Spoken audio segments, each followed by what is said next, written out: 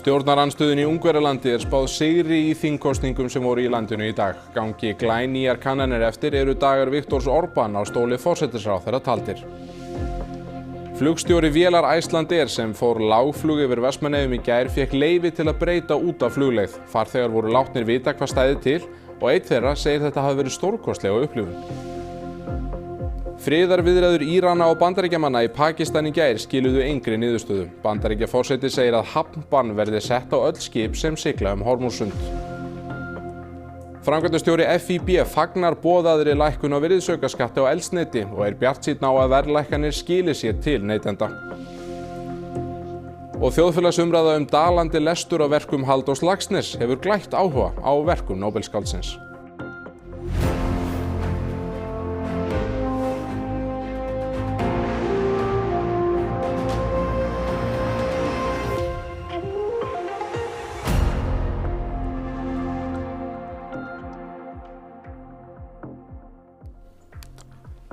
Komið sæl. Peter Magyar og flokki hans TISA spáð sigri í þingkosningum sem voru í Ungverjalandi í dag. Kjörstöðum var lokað fyrir 2 klukkustundum og samkvæmt glænýjum könnunum fær TISA rúmlega 57% atkvæða og Fidesz, flokkur forsætisráðherrans Viktors Orbán, fær 37%. Þetta vel að merkja ekki útgönguspá, heldur könnun sem gerð var rétt fyrir kosningar eða alveg þar til í gær og slíkar kannanir hafa áður spáð fyrir úrslit kosninga með nokkurri nákvæmni. En verði þetta niðurstaðan eru dagar Orbáns í embætti taldir. Hann hefur setið samfleytt síðan 2010 eða í 16 ár. Kjörsókn var yfir 77% og það met kjörsókn. Og ljóst að Ungverjar hafa flykkst á kjörstað í þessum kosningum sem sagðar eru vera þær mikilvægustu í landinu frá falli kommunismans á 9. áratugnum. Björn Malmquist í Budapest. Björn, þetta eru sögulega niðurstöður.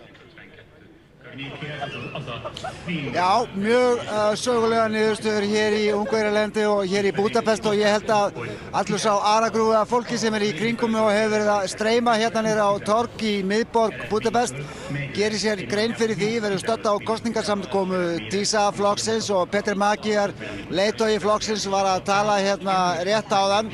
Þú myndist á skoðanakannanir, já þetta eru ekki útgönguspár, þetta eru skoðanakannanir sem voru gerðar síðustu dagana og í dag og sína þessa niðurstöðu og bara á síðustu mínútum höfum við verið að sjá hins vegar raunverulegar tölur sem að koma frá kjördeildum í mismunandi kjördæmum Ungverjalands. Það síðasta sem ég sá var að það var búið að telja rúmlega 30% atkvæða og þá var munurinn á flokkunum þetta 10–12% stig, þar að segja TISA-flokkurinn var með ríflega 50% og Fidesz 41%. Þessar tölur eru náttúrulega að breytast á bara eftir því sem að fleiri kjördeildir skila atkvæðum og við höfum eftir að sjá þessa niðurstöðu. Við fáum örugglega betri mynd á þetta eftir því sem að líður á kvöldið og mögulega svona í kringum miðnættið gætu einhvers konar óstaðfestar en þó raunverulegar niðurstöður legið fyrir hérna í Ungverjalandi. En eins og þú segir, sögulegi tímar. Viktor Orbán líklegast að hætta sem forsætisráðherra hér í Ungverjalandi gangi þetta allt saman eftir. En Björn, það var met kjörsókn í Ungverjalandi í dag. Hvað hægt að lesa út úr því? Já, í fyrsta lagi gríðarlegan áhuga og gríðarlegan spenning fyrir þessar kosningar. Ég meina, stjórnarandstaðan hefur staðið sig mjög vel í kosningabaráttunni hér og við erum að horfa upp á það að stjórnarandstöðun að takast það sem þeir eru tekist undanfarin ár. Tókst alls ekki 2022 þegar flokkarnir í stjórnarandstöðunni ætluðu að sameinast en gerðu það raunverulega ekki. Það hefur verið að gerast núna með Peter Magyar í leiðtoga hlutverki. Kjörsókn byrjaði mjög sterkt hérna klukkan 6 í morgun þegar kjördeildir opnuðu og við sáum að kjörsókn var stígandi fram eftir degi og sló met miðað við 2022 á öllum þeim tímapunktum sem var miðað við. Niðurstaðan var að sjálfsögðu 77% þáttaka í þessum kosningum sem algjört met síðan 1989 þegar Ungverjaland slapp undan oki kommunismans. Ég fór fór í kjördeild í úthverfi Budapest hérna suður af miðborginni í dag með hópi Ungverja, þar á meðal konu sem að býr á Íslandi en kom alla leið hingað til Budapest til að greiða atkvæði í þessum kosningum sem voru gríðarlega mikilvægar fyrir hana og hennar félaga og vini. Ég veit að það var hópur Ungverja sem að kom hingað gagngert frá Íslandi til að greiða atkvæði. Við fórum saman á kjördeild og við horfum á hana greiða sitt atkvæði sem hún sagði hafa verið það mikilvægasta í langan tíma og heyrðum svo í henni á eftir, heyrðum hvað hún hafði að segja þá. You flew all the way from Iceland to vote. Why did you do that? I felt I have to do it for my nation, my family, for the next generation. It's really important. And I felt I have to take the plane and come to Hungary and fly across to the North Atlantic Ocean. I hope we are going to have a brighter future and it's going to be a lot of change in our education system, our healthcare, our economy and for the next generation and also for our parents as well and our family too. You speak about change, so that leads me to believe that you have voted for TISA. That's correct, yes. How was the feeling walking into that polling station? That was the first time in my life, the last few years, when I felt it's something going to change. Björn, Ungverjar sitja væntanlega límdir við tækin eitthvað fram eftir kvöldi til að fylgjast með þingstyrknum sem þú nefndir áðan að væri svo mikilvægur upp á framhaldið að gera. En hvernig er það? Hvenær kemst svona meiri mynd á þetta í kvöld? Hvenær von á loka niðurstöðu? Já, eins og ég nefndi, við erum að horfa á þetta svona gerast fram eftir kvöldi. Það var hérna maður sem ég var að tala við rétt áðan sem að sagðist búast við svona nokkurn veginn mjög raunhæfum og ábyggilegum niðurstöðum svona í kringum miðnættið. Tölurnar eru að tínast inn úr þessum kjördæmum. Við erum hérna ásamt mörg þúsund öðrum manneskjum hérna í miðborginni. Þetta eru allt saman áhængandur TISA-flokksins sem hafa verið að klappa og kætast hérna það sem af er kvöldi eftir því sem að tölurnar hafa verið að berast. En eins og ég segi, sögulegi tímar líklegast að gerast hérna í Ungverjalandi. Við stöndum hér og nú er eitthvað, nú voru nýjar tölur að birtast og ég veit ekki nákvæmlega hvað það þýða en það voru allavega góða fréttir fyrir stuðningsmenn TISA sem að hér eru stödd. Við höldum áfram að fylgjast með en kveðjum í bili frá Budapest. Takk fyrir það, Björn Malmquist. Söguleg tíðindi frá Budapest en við ætlum að snúa okkur hingað heim. Því farþegum borð í vél Icelandair sem flogið var lágt yfir Vestmannaeyjum í gær var tilkynnt fyrirfram að til stæði að lækka flugið. Það var hins vegar ekki með vitund félagsins og yfirflugstjóri segir að líklega hefði ekki verið gefin heimild fyrir því. Málið er á borði lögreglu og samgöngustofu. Farþegi segir hins vegar að þetta hafi verið stórkostleg upplifun. Vélin var á leið frá Frankfurt til Keflavíkur og lenti þar síðdegis í gær. Hún lækkaði flugið yfir Vestmannaeyjum og við það brá sumum íbúum og talsverður hávaði hlaust af. En þetta var síðasta flugferð flugstjórans sem var að kveðja eftir 40 ár í starfi. Í skriflegu svari frá Aviansen sinni flugleiðsögn á íslenska flugstjórnarsvæðinu segir að flugstjórinn hafi óskað til breytingu af flugleið og talsmaður fyrirtækisins sagði í samtali við fréttastofu að beiðnin hefði verið samþykkt.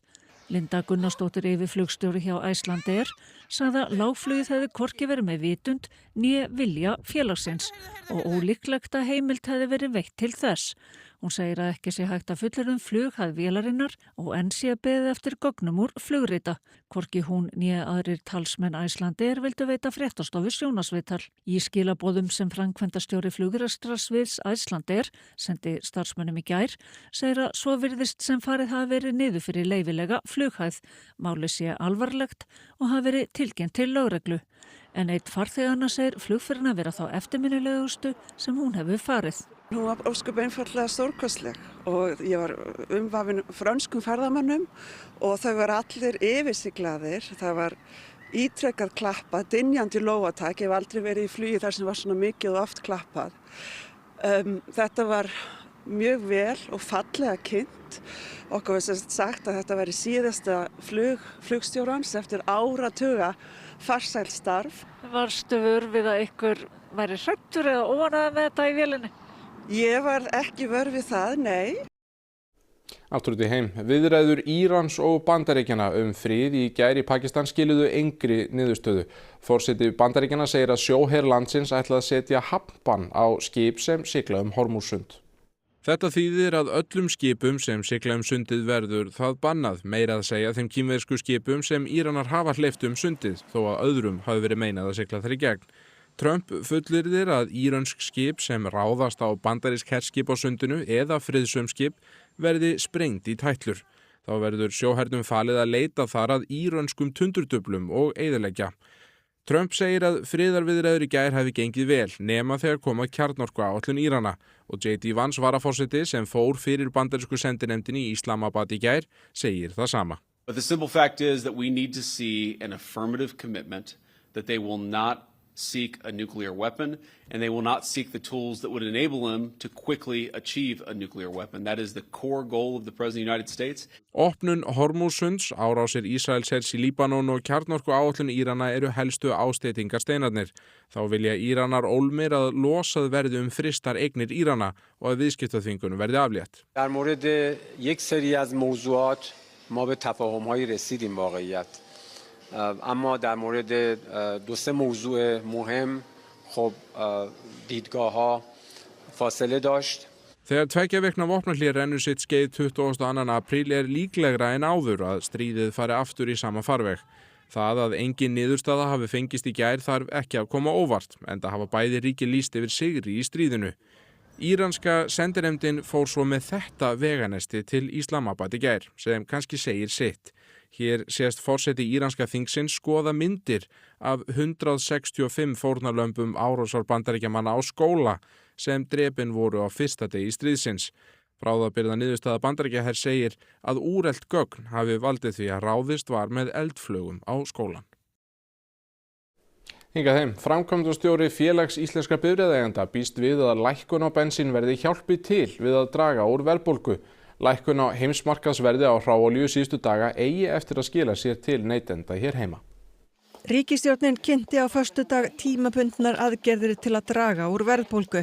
Virðisaukaskattur á eldsneyti lækkar úr 24% í 11% og olíufélögin skilduð með lögum til að skila verðlækkunum til neytenda. Það hefur strax áhrif við lækkun eldsneytis, þá mun það skila 0,3% lækkun á vísitölunni. Þegar lækkun á virðisaukaskatti á eldsneyti tekur gildi næstu mánaðamót ætti bensínlítrinn að lækka það bil 20 krónur. Frá því að árásir á Íran hófust hefur lítrinn aftur á móti hækkað meira en 30 krónur. Það er allan að ljósta þessar gríðarlegu hækkanir sem hafa verið að eiga sér stað vegna þessa ófremdar ástands í Íran. Er eitthvað sem að íslensk stjórnvöld og okkar hagstjórn ræður ekkert við til lengri tíma og hefur engin áhrif á. Þetta þó allan áhrif til að slá á þetta. En mun þetta skila sér til neytenda? Já, við vonumst til þess og við bara treystum því. Það er líka reyndar þarna inn í þessu ákvæði að það á að vera eftirlit af hálfu hins opinbera, líkt og við höfum verið að hvetja til líka. Þrátt fyrir lækkun á heimsmarkaðsverði á hráolíu í liðinni viku hefur verð á bensíni hér heima haldið áfram að hækka. Hæsta bensínverð var 244 krónur á miðvikudag en er í dag tæpar 249 krónur. Við skulum nú gefa markaðanum einhverja daga. Núna á að lækka bensíni í næsta mánuði, hvernig líst þér á það? Geggjað. Hver er ekki til í peninga maður? Það er geggjað. Ef þetta fyrir að lækka, það verður bara frábært. Þeir vilja sjá eitthvað annað að lækka heldur en bensín? Nei, mér finnst bensín mjög gott. Allir nota það, allir á bílum og mér finnst að allir ná að nýta sér það lækki. Mér finnst þetta eitthvað frekar þunnt sko. Og svo náttúrulega er heldur ekkert voðalega sniðugt að standa og segja svo bara við alla út í bæ að það er allir að passa sig að halda verðið niðri. Ekki hækka og hækka svo sjálfur áramót allt. Eins og ríkið. Nú á að lækka bensíni í næsta mánuði, hvernig líst þér á það? Bara vel, sjálfsögðu. Það er mjög gott, ég nota mikið að því. Mun þetta skipta máli? Já, ég hugsa það. Hefðir viljað sjá eitthvað annað lækka heldur en bensínið svona til þess að ráðast á þessa verðbólgu? Það náttúrulega væri gott eins og með matarverð og maður talar ekki fyrir húsnæðisverðið fyrir yngra fólki. Það er svo rosalega margt sem þarf að gera. Ég veit bara ekki hvað ég á að segja það. Það veist ekki hvað átt að byrja? Nei, það er nefnilega það. Bóksalar og bókaverðir finna fyrir auknum áhuga á verkum Halldórs Laxness. Bókaklúbbstjóri Víðsjár á Rás 1 segir algengt að fólk hafi þrælað sér í gegnum sjálfstætt fólki í menntaskóla en sé nú tilbúið að reyna aftur. Viturmaður hefur sagt að næst því að missa móður sína sé fátt hollara ungum börnum en missa föður sinn. Sko það var náttúrulega búin að vera svolítið umræða í vetur þetta að það sé ekki lengur verið lesan í menntaskólum og þetta sé svona menningararfur sem sé að glatast, þannig að það svona lítur út fyrir að sú umræða hafi kveikt eitthvað aðeins í fólki. Guttormur segir umræðu í fjölmiðlum oft leiða til fleiri útlána og þar sé þjóðskáldið ekki undanskilið. Salkavalka hafi rokið út í kjölfar vinsælda innleiks Unnarasbar Stefansdóttur. Útgáfu ammæli verkana veki líka athygli fólks og áhrif bókaklúbbs Víðsjár séu greinanleg. Ég man eiginlega varla allir mis eftir því að hafa lánað út undir Helganjúk en nú eru bæði eintökin okkar hér í Kringlunni í útláni. Það alltaf svolítið ótti hjá okkur í samfélaginu að við séum ekki að lesa og sérstaklega kannski framhaldsskólanemendur séu ekki að lesa. Í kjölfar umræðunar í vetur dustaði Tómas rykið af gamalli hugmynd að lesa öll verk Laxness. Úr varð leshringurinn Aldrei las ég Laxness. Viðbrögðin létu ekki á sér standa. Það allavega rosa mikill áhugi eftir að við settum bókaklúbbinn í loftið að þetta yrði gert og þá streymdi svolítið til okkar fólk sem var tilbúið að vera með og byrja að lesa. Tómas hefur sjálfur ekki lesið nema örfá verk Halldórs í og eftir menntaskóla. Mér líður eins og eftir að við fórum af stað að það sé rosalega mikið af upprjónum sem koma til mín af fólki sem að vera neyða sig gennum sjálfstætt fólk í framhaldsskóla og hata það. Og tilgangurinn kannski með klúbbnum er þessi þetta stöðutekk, þessi kvarði. Er komin tími á hann? Þurfum við að fara að taka hann bara út af námskrá? Eða á hann ennþá erindi? Tómas segir ljóst við lestur fyrstu bóka Halldórs að sögutíminn sé orðinn fjarlægur nútíma lesendum. Viðfangsefnin séu þó sígild. Hann getur ennþá í dag einhvern veginn komið manni mikið á óvart og búið til mjög sterkar tilfinningar einhvern veginn við lesturinn. Kíkjum þá á veðrið. Á morgun verður austlæg eða breytileg átt, yfirleitt gola eða kaldi en strekkingur á Vestfjörðum framan af degi. Skýjað með köflum og yfirleitt þurrt norðan og austan til en annars stöku skúrir eða slydduél. Hiti á bilinu 2 til 9 stig að deginum, hlýjast sunnan til en það frystir norðan og austanlands annað kvöld.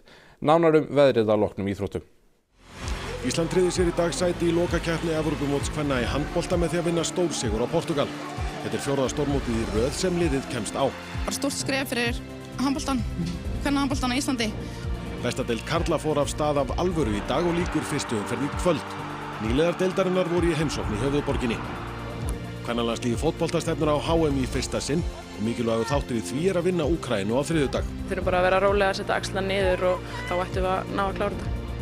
Og Rory McIlroy misti niður 6 högg á forystu sína á 3. keppnisdegi Masters mótsins í gærkvöldi. Mótinu lýkur í kvöld. Íþróttir eftir andartak. Rifjum upp helstu atriði þessa fréttatíma. Fyrstu tölur í þingkosningunum í Ungverjalandi benda til þess að stjórnarandstaðan fari með sigur af hólmi. Gangi þetta eftir eru dagar Viktors Orbán á stóli forsætisráðherra taldir. Flugstjóri vélar Icelandair sem fór lágflug yfir Vestmannaeyjum í gær fékk leyfi til að breyta út af flugleið. Farþegar voru látnir vita hvað stæði til og einn þeirra segir þetta hafi verið stórkostlega upplifun. Friðarviðræður Írana og Bandaríkjamanna í Pakistan í gær skiluðu engri niðurstöðu. Bandaríkjaforseti segir að hafnbann verði sett á öll skip sem sigla Hormúzsund. Framkvæmdastjóri FÍB fagnar boðaðri lækkun á virðisaukaskatti á eldsneyti og bjartsýnn á að verðlækkanir skili sér til neytenda. Og þjóðfélagsumræða dalandi lestur á verkum Halldórs Laxness hefur glætt áhuga á verkum Nóbelsskáldsins. Þá komum að lokum hjá okkur þessa helgina. Við kveðum ykkur þessu sinni með myndum af margæsahópi sem Hjalti Stefánsson tók við Bessastaði á dögunum. Takk fyrir samfylgdina. Verið sæl.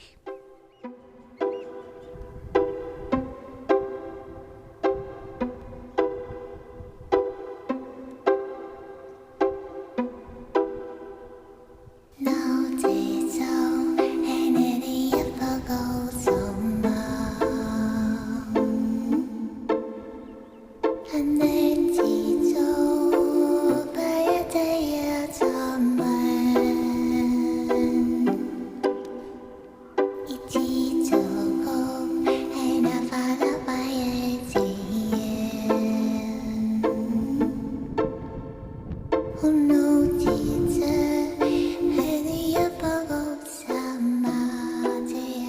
RÚV í kvöld. Hvað finnst ykkur búið að vera skemmtilegast? Pílan. Bílun.